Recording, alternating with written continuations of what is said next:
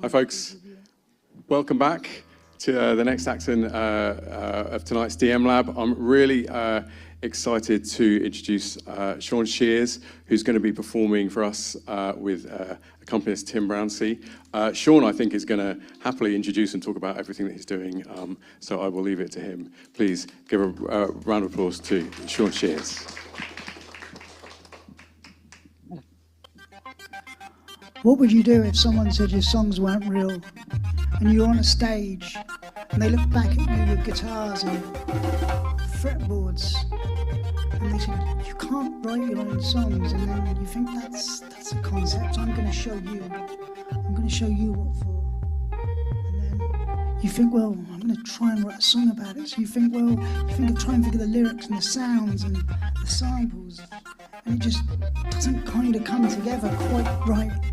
So you're there going, you're there sort of thinking, look at me with your plectrum eye, bet you think that I'm a, what? Say that again. Okay, bet you think that I'm a, look at me with your plectrum, bet you think that I'm a sample guy. Okay, we've got a set in there. Yeah, we'll keep using those samples, we'll go round, won't get sued by that. Okay. Maybe something. Wow.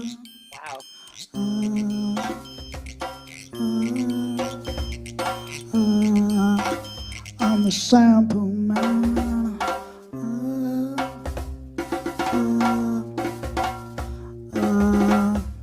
I'm a sample man. I think I got it now.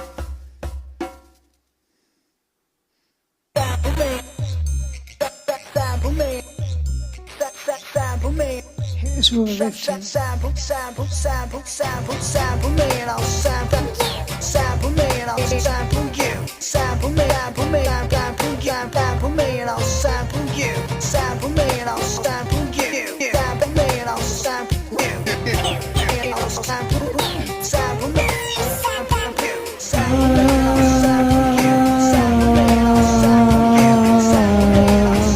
I'm a sample man.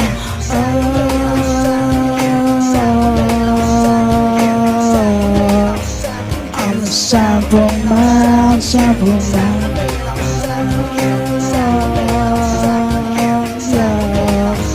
I'm a sample man.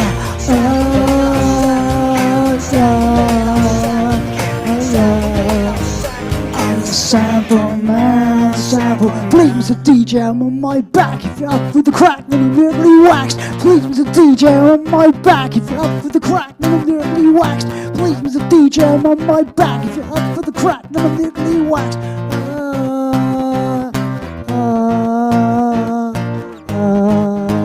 I'm a sample man.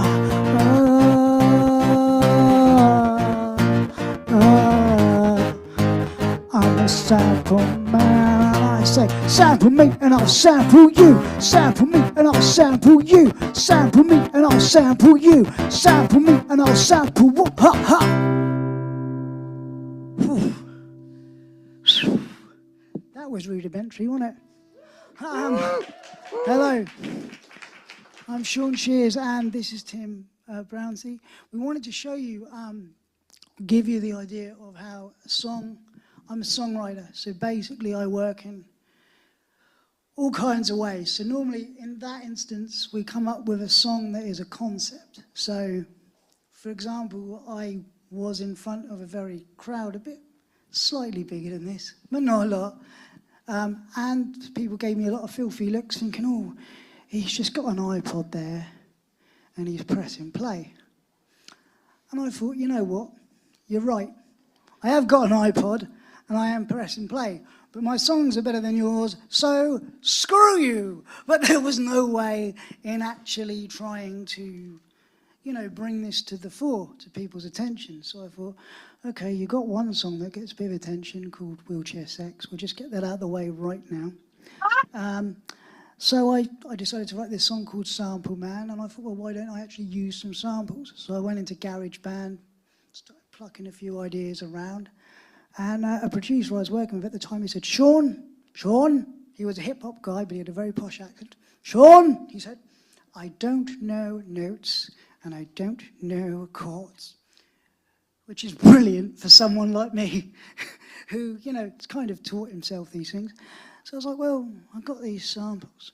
So he sends me off into my room. He's in the front room, and we're just Bluetoothing each other samples.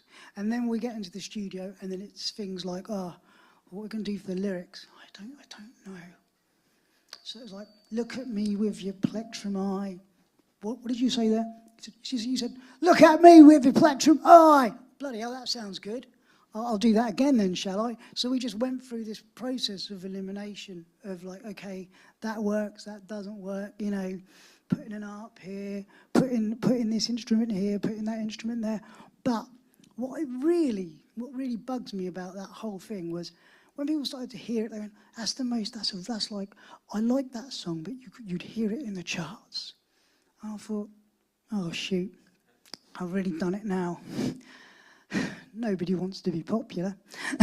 Make money, that's a ridiculous idea. So I thought, well, hold on, back up a second here, Shaun. You do things differently, and how I do things differently is I use a lot of apps. I've got an iPad on me. It's nothing fantastic. So what I do is basically go onto the App Store, see what's there. Now, when I first got this is the first app I ever downloaded because I had an out-of-tune piano, and I wrote all my songs on my mum's out-of-tune piano. And I knew if it sounded all right on there, we'd kind of be all right when we got live. So I don't know why I'm whispering. I always do that when I've got a mic in front of me. But now I've actually shut the thing down. That's clever, Shaun. So literally what I did was I got up my little keyboard app here, when I can find my little keyboard app. Where is it, Tim? Help me. Oh, there we are. There we go. See, just so many apps, so little time, so many apps. So basically, if I put the edit button on, so that's a B flat diminished. Now, the way that's set up is you got, basically you move one finger each time.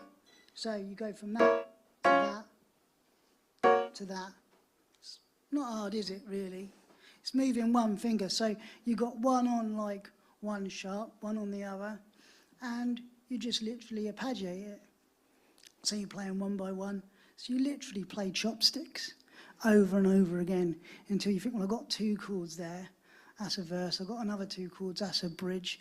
And then if I play all the black notes together, now that's not, please don't cancel me. If I play all the notes together and I play chopsticks, for real, and I descend, I have a chorus.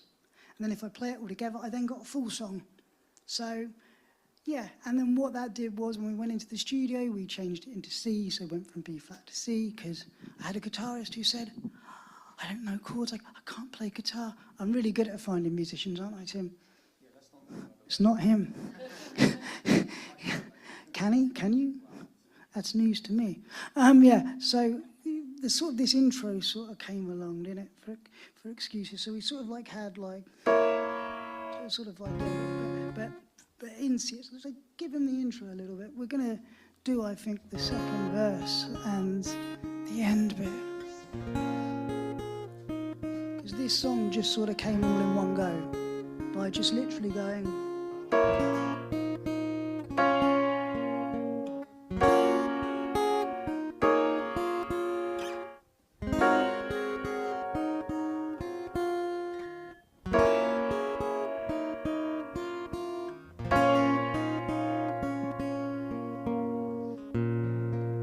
The things I said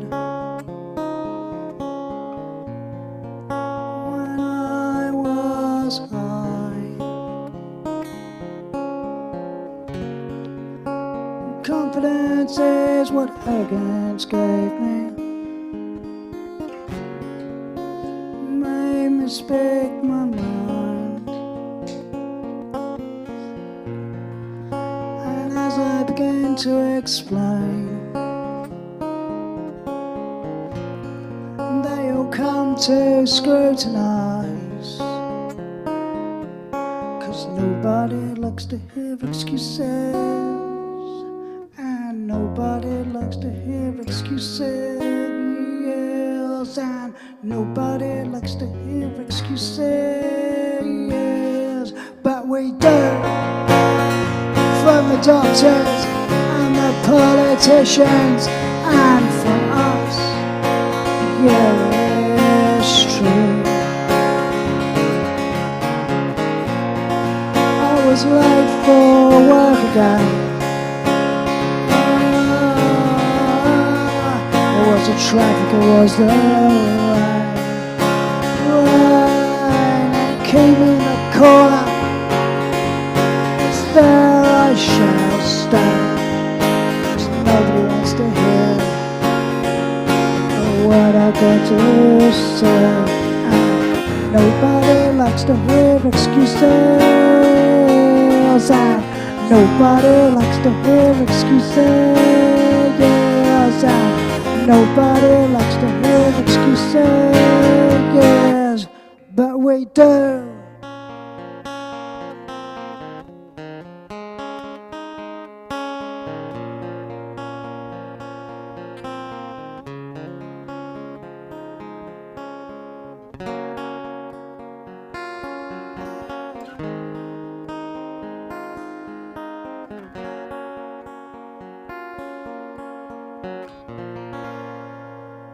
And literally that was working with my own disability there. So I could only stretch between 3 fingers on 2 hands.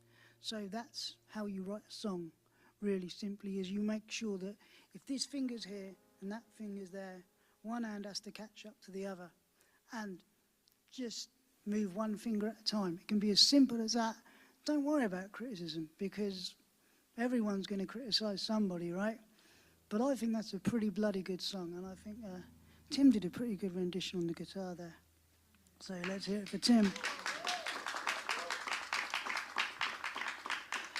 Now, we go back to this really interesting thing that I'm using now. It's called a cue pad. It just triggers up stuff.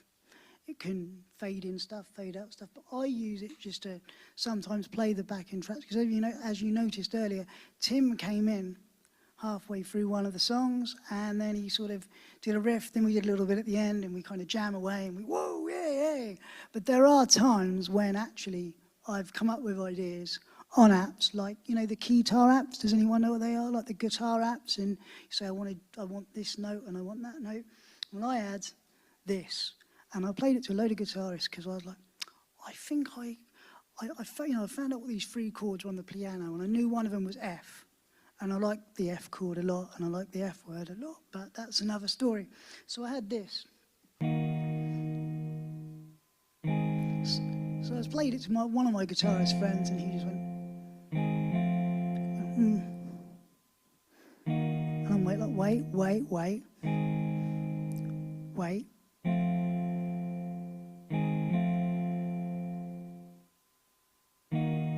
And that's literally just me there, just pressing a button for hell for leather, going, I can hear it in my head, I know it's there, I can hear everything. So we literally had those 3 chords. We had the D major, and the G sharp, and the F major. If anyone's interested, then A flat, then E flat, and then I think we're back to F. There you go. I say it and it happens. But what we found was I went through 5 different versions over 2 years in the studio. And in the end, this is where Tim came in, because I was able to show Tim on the keyboard-based thing I had earlier, well, these are the notes, right? And this is what it says it is, it's D sharp major and all this sort of stuff. So you had the first 3 chords, didn't we? Well, no, because to be fair, you went, hold on, because Tim came up with this really cool, way of playing it, which just gave it a bounce to it in the middle. So normally when we're playing live, we get halfway through the song and just give them like the mid-late, because we normally get a bit of a clap going through this bit. Yeah, I played it with the iPod, and the one time they started to clap was in Portobello Road, believe it or not. Give them the mid-late. Mid-late would be good. Yeah, why not? Hey! Oh! So we had that, and it's got a real bounce to it now. You can hear it. So straight from the MIDI to that.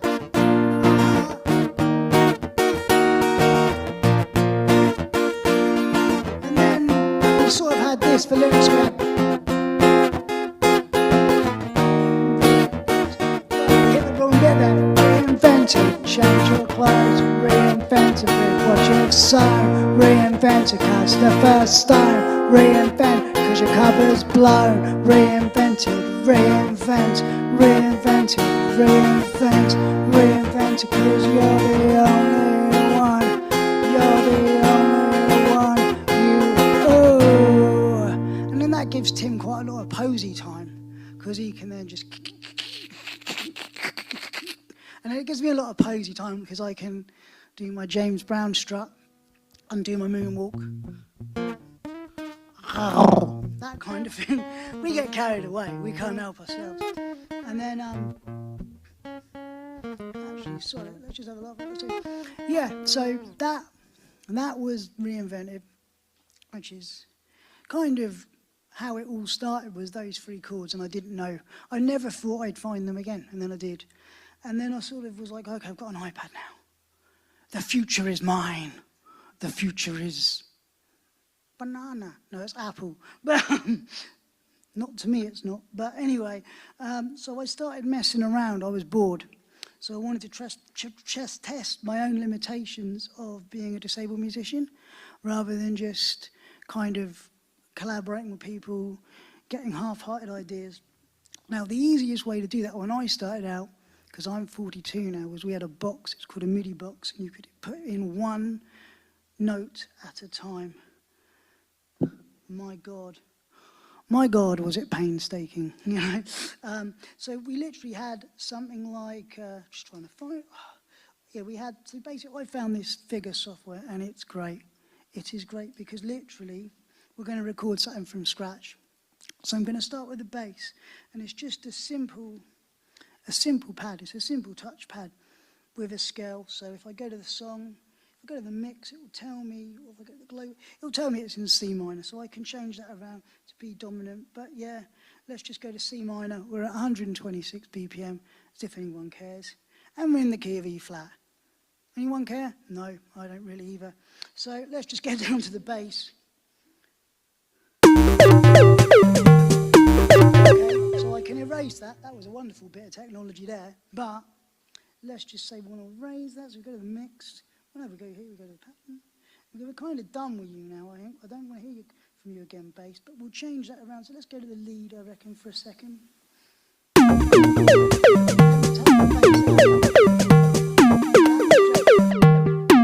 So we were messing around the other day. We goes, well, what do you guys like? So we came up with this for you, just this, a little bit of this. But I can add to this now, see? Right?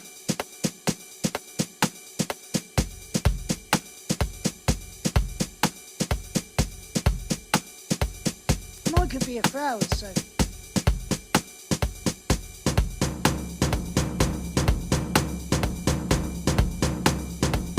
Now I'm feeling it. Don't know about the rest of you. And then let's go to the lead. Start with the song. So yeah, I want to clear the lead. Yeah, I'm sure that's gone. You ready? So I don't know what we've got on this lead sound. So I'm just improvising what I could find out for you. But this will do. Oh well, muted. That's all right. How the hell did I do that? Come on, Tim, get in on this. I'm feeling it. So, I got into electronica, did some of that, found the best 3 minutes and thought, right, work with that. Finally, just want to leave you one final thing.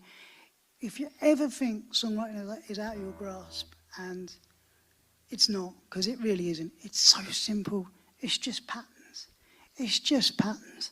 I found a piece of software called Harmony Wiz. And this is fantastic because this allows you to physically paint your notes onto a stave. Now in my mind I'm like, we're going to have some fun now. But really what happened was, again, found some old ideas. And if we go to the right one, which I believe is this one, Ethereal One, if you look at the top there, all of those blue notes, those 12 bars, are the 12 notes of songs, 12 notes of melody that I had. And then I used a very dirty thing called AI. And then AI kind of made me go, uh-oh, this is good. So all I did was mute and solo different parts of the string section. And again, took the best 3 minutes. And yeah, it's not half bad if you don't ask me. But anyone can write. It's just finding a way through. No one is going to judge you because what they hear is the finished product. What happens in between is where the stories and the adventures really begin. So my ability, my disability became my ability. Then Tim's ability became his disability. And then we kind of went round in one full circle, like excuses, and just went, okay, all those things fit. We'll just bung them all together. And we still are to this day. Even live, we're using things like oscillators, different things like that. And we never know what's going to happen at a gig. So I would like, on that note, I would like to just end on this song called Pictures, and I wrote it about my little sister, and I started off with just the open strings. I played the open strings, and then I just sort of said to my friend, can you put your finger there, there, and there? And then in the end, we came up with something. After I'd pinned it all together, and here it is.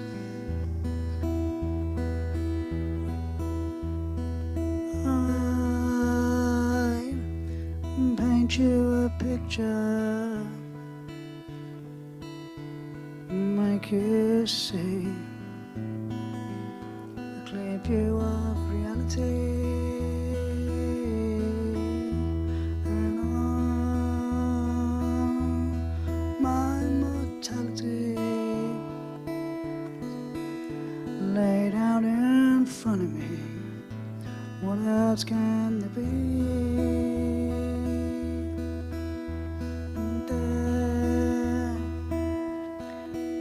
A sparkle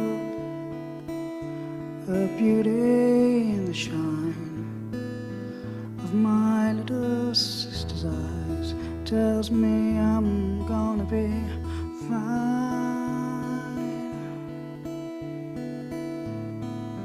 Tells me I'm gonna be fine.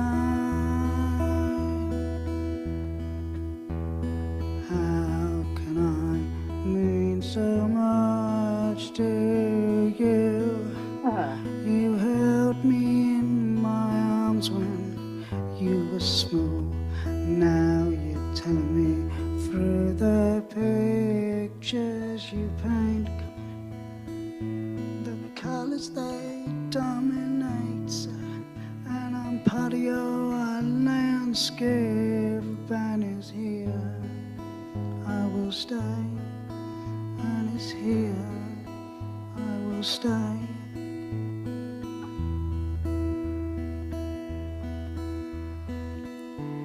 Can't crucify myself for the sins of the past. Got to leave them there. Never go back.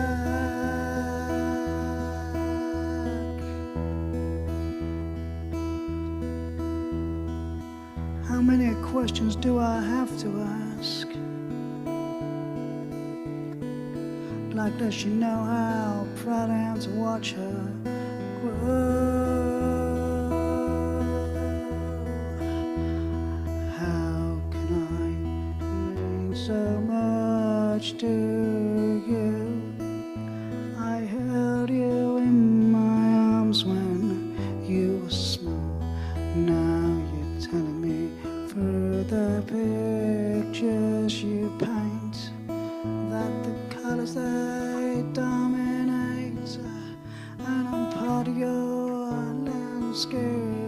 And is here, I will stay. And is here, I will stay.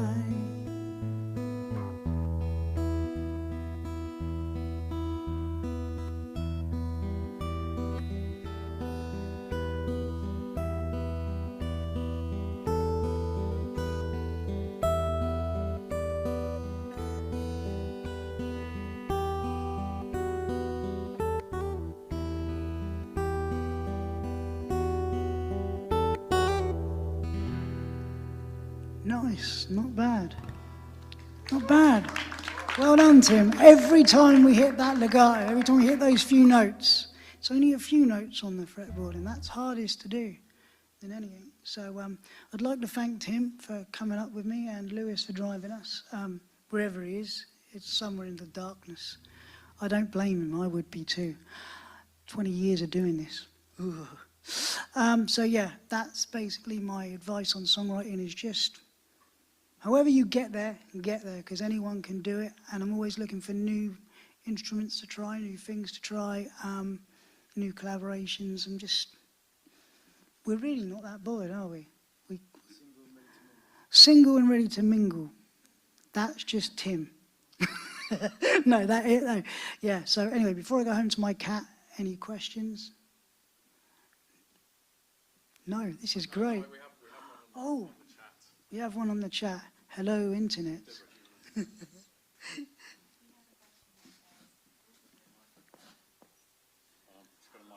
Oh, there's a mic problem. Who's betting? The question was, why on earth did you come up from wherever you come up from? The question is, what are the apps you're using called?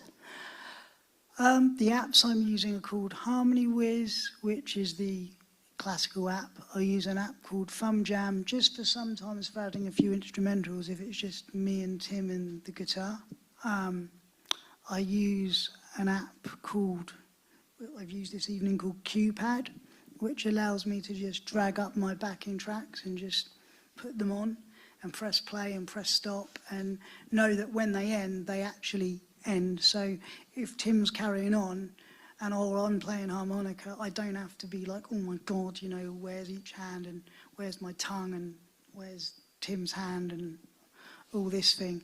So, because we had lots of trouble with that early on, which was controlling the iPad, stopping, starting. And when I did a version of this talk or a show like this in Edinburgh, it was basically me and my best friend. He'd be on the desk, so we'd be cueing each other for time, going, no, just keep going with the stories behind the songs. So I couldn't get technical about how I wrote anything. I couldn't do any of these things. And then as the iPad sort of came along and got more involved and I could go over my old work, it made it work. The other app I use, which unfortunately isn't on the Apple Store anymore, is it's a keytar ad, and it's from Perfect Songwriter. They're the people that made it.